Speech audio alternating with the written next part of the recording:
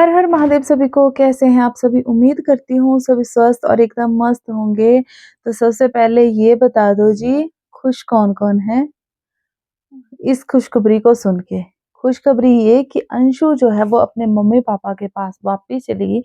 तो कौन कौन यहाँ पे बहुत ज्यादा खुश है? भाई मैं तो बहुत ज्यादा खुश हूँ, और आप लोग जो जो भी बहुत ज्यादा खुश हैं वो कमेंट बॉक्स में जरूर बताना कि आप लोगों को किस किस को खुशी हुई अंशु के घर चले जाने से। पर्सनली मुझे तो बहुत ज्यादा खुशी मिली, बहुत ज्यादा सुकून मिला। आंटी को मैंने ब्लॉग में हंसते हुए देखा तो मेरा दिल बहुत खुश हो गया, बहुत ज्यादा। और एक तसल्ली हो गई कि चलो अब अंकल आंटी के पास कोई ना कोई है। और अंकल तो चलो ड्यूटी चले जाते हैं, लेकिन आंटी जी पूरा दिन घर पे अकेली होती हैं। अंकल जी भी आते हैं लेट। तो चलो आंटी थोड़ा बिजी रहेगी। अब अंशु आएगी तो अंशु का भी थोड़ा सा काम बढ़ जाएगा।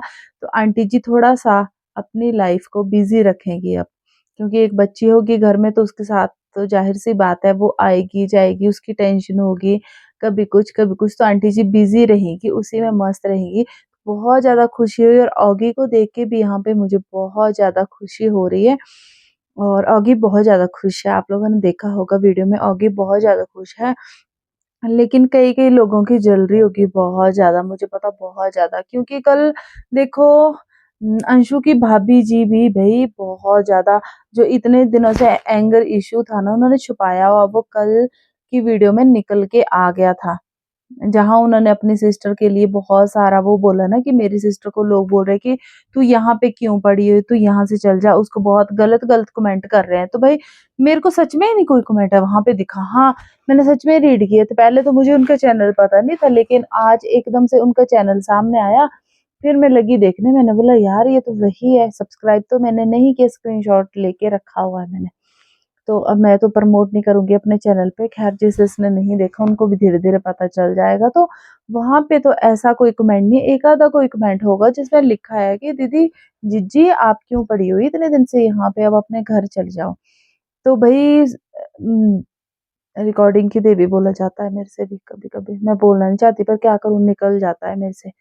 तो सामने से जवाब आता है, कल वीडियो बनाई जाती है भई कि भई तुम लोग इसे क्या समझते हो? ये क्या भूखी नंगी है जो यहाँ पे पड़ी रहेगी? आप लोग क्यों बोलते हो ऐसा कि प्रॉपर्टी के लिए, पैसे के लिए, फेम के लिए? तो दिखती बात है कि चैनल तो प्रमोट किया जा रहा है, ठीक है? 500 बीघा होगी, चाहे 1000 बीघा होगी ज़मीन, वो उनकी है, उससे हमें कोई लेना-देना नहीं।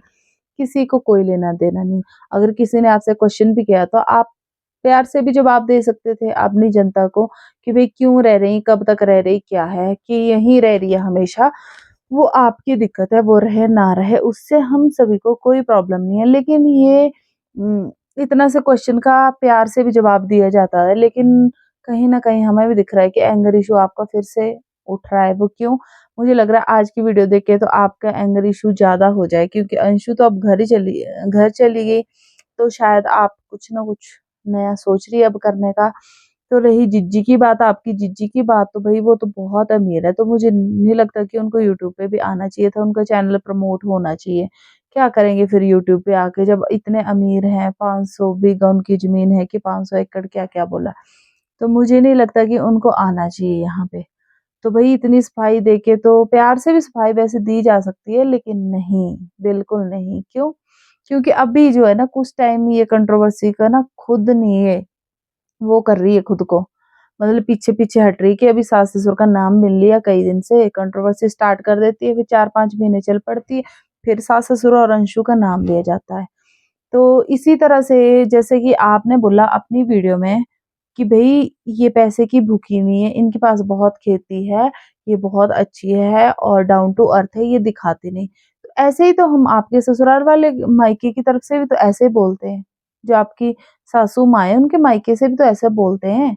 तब तो आप उनके लिए बड़ी-बड़ी बातें करते हो, ये तो गलत बात है देखो। चलना है तो दोनों तरफ बराबर चलो, नहीं तो चलो ही मत।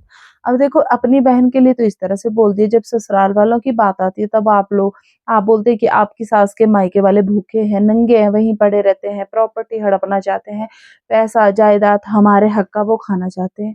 तो अब आपके मायके वाले तो सारे ही आपके पास आके बैठ गए हैं, तो उसका क्या मतलब? वो उस चीज़ का आप जवाब दिया करो ना फिर बराबर। मतलब वो करें तो वो भूखे नंगे, और ये करें तो ये बहुत अमीर है, ये बहुत डाउन टू अर्थ है। वो तो हमें दिखता है, सब जनता कोई बेवकूफ नहीं, सबको दिखता है कि कौन डाउन टू अर्थ है। तो वैसे तो आप बड़ी बातें कर रहे थे उनके लिए, तो भाई जो भी बोलना है सोच समझ के बोला करो। ऐसा ना तीर आप छोड़ते औरों के लिए और सीधा घुसता है आपकी तरफ को वो आपके जो आप जो है ना भाई, जब तक आपसे लोग प्यार करते थे ना, देखो कंट्रोवर्सी आपने स्टार्ट की, जब तक आपसे लोग प्यार करते थे, आप गलत बोलते थे तो हम बोलते थे गलत है, आप सही बोलते थे हम बोलते थे सही है, जो आप बोलते थे हम हाँ में हाँ मिला देते थे। लेकिन जब से आपने कंट्रोवर्सी की है ना, तब से हमारी भी थोड़ी आंखें जो है ना वो खुल गई है। अब हमें दिखता है कि क्या सही है और क्या गलत है। शायद आपने कंट्रोवर्सी नहीं की होती तो हमारी आंखें तो बंद की बंद ही रह जाती, हम नींद में रह जाते हैं जिंदगी भर, कि सपना बोलती है सही तो सही, सपना बोलती है गलत तो गलत। सास के मायके वाले लूटते हैं घसीटते हैं, सपना बोलती थी ऐसा तो हम बोलते थे हाँ। मैंने खुद भी बोला है, मेरी पिछली वीडियो देखना, मैं खुद भी बोलती थी।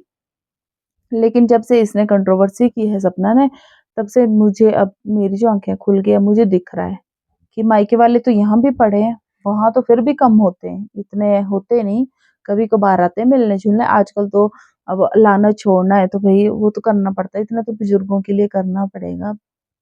तो वो तो अपने भतीजे को बोलेंगे, और कोई थर्ड पर्सन को किसको, मिस्टर पड़ोसी है तो वो भी बिजी है।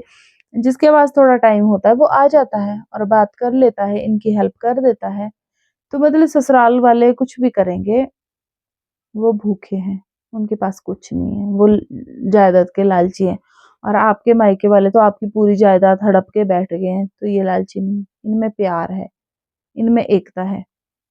तो मैं तो कहूंगी अंशु को और अंकल आंटी को, आप लोग भी अपनी एकता बनाए रखिए। अगर जिज्जी नहीं समझती है तो कैसे समझाएं जिज्जी को। अब जिज्जू को अब समझ नहीं आ रहा है, जिज्जी अभी भी बहुत ज्यादा गुस्से में है लेकिन बोल नहीं पा रही है। जिज्जी को पता है कि अब जो पासा है ना वो पलट रहा है, जिज्जी के एंगर इशू सभी को दिख रहे हैं, और जिज्जी को पता है कि अब मैं बोलती हूँ तो बवाल हो रहा है, बातें तो मेरे ऊपर बहुत आ रही है। लोगों को तो अब समझ आ चुकी है, ये जो हम बिल्कुल आंखों पे पर्दा लगा के बैठे थे ना, ये पर्दा तो हमारा निकल चुका है अब। तो हमें तो हर बात समझ आ रही है। तो जिज्जी अब सोच रही मैं करूँ तो क्या करूँ। तो कल दीदी की बात उठा ली, अपनी अपनी जिज्जी की बात उठा ली, यहाँ तक कि आप लोग खुद देखना उसकी जिज्जी के कमेंट में कोई भी ऐसा वो नहीं कर रखा है लोगों ने। अगर 20 कमेंट होंगे तो 20 में 2 कमेंट होंगे ऐसे। अगर 20 में से 18 कमेंट होते हैं ना गलत, तब जवाब दिया जाता है बात का। 20 में से 2 कमेंट किसी ने लिख दिए होंगे तो क्या होगा, उसमें बोल दिया हो तो हम भी सोचते कि वे कैसी जिज्जी है भाई। हमारे घर वाले तो इतना जान नहीं देते हमें। हमारे घर वाले तो बोलेंगे भैया जिसको जरूरत है उसको यहीं ले आओ पर अपने घर में रहो। ऐसे हमें नहीं बैग बांध के भेज देते हमारे घर वाले, हम तो यहीं हैं। तो भैया फिर बोलूंगी अगर अलग रहना था, मस्ती में रहना था तो सामने वालों को छोड़ देते, उनको क्यों बदनाम, उनको बदनाम करके ना आप खुद के लिए बदनामी खट रहे हो। मैं सही पे बोल रही हूँ, जो जो आपने इल्जाम उन पे लगाया ना, जनता अब आपके ऊपर लगा रही है। इसलिए अब ना चुपचाप से अपना नॉर्मल ब्लॉग बनाओ, ज्यादा कंट्रोवर्सी करोगी तो ज्यादा धुली जाओगी अब, क्योंकि तुमने स्टार्ट तो कर दिया है भाई, अब तो रुकेंगे नहीं। अब तो मेरा भी थोड़ा जिगरा खुल गया, मैं भी बोल पा रही हूँ, नहीं तो पहले मैं भी थोड़ा सोच समझ के बोलती थी। ठीक है, तो भैया जीने दो उनको, आप भी जियो उनको भी जीने दो। लेकिन मुझे नहीं लग रहा, अब मुझे लग रहा है कि आज आंटी को हंसता हुआ देख के भैया कुछ तो चल रहा है, कुछ तो चल रहा है, पक्का चल रहा है कुछ ना कुछ तो। पर उनको मत बोलो अब भूखा नंगा, क्योंकि ये बात अब आप पे भी लागू होती है, आपके रिश्तेदारों और आपके मायके वालों पे भी लागू होती है, आपकी मम्मी पे भी लागू होती है, जो बेटी का खा रही है बैठ के उन पे लागू होती है, आपकी बहन पे लागू होती है, आपके पापा आपके भाई आपके सारे रिश्तेदारों पे ये बात लागू होती है। वहां तो कोई नहीं एक आधा होता है, उनको छोड़ दो। तो मायके वालों को बोलो कि थोड़ा समझाओ मुझे, मम्मी को अक्ल चाहिए पापा को अक्ल चाहिए। जब आप इतना सुनते हैं ना उनका, जब इतना मेल मिलाप है आप लोगों के बीच, तो आपको सुनना चाहिए। फिर अगर वो समझाते हैं नहीं समझाते तो खुद का दिमाग तो है कि नहीं है। और रही बात कंट्रोवर्सी की, बोलते कि कंट्रोवर्सी करते हैं लोग, लोगों को क्या पता आपके घर में क्या चल रहा है भाई।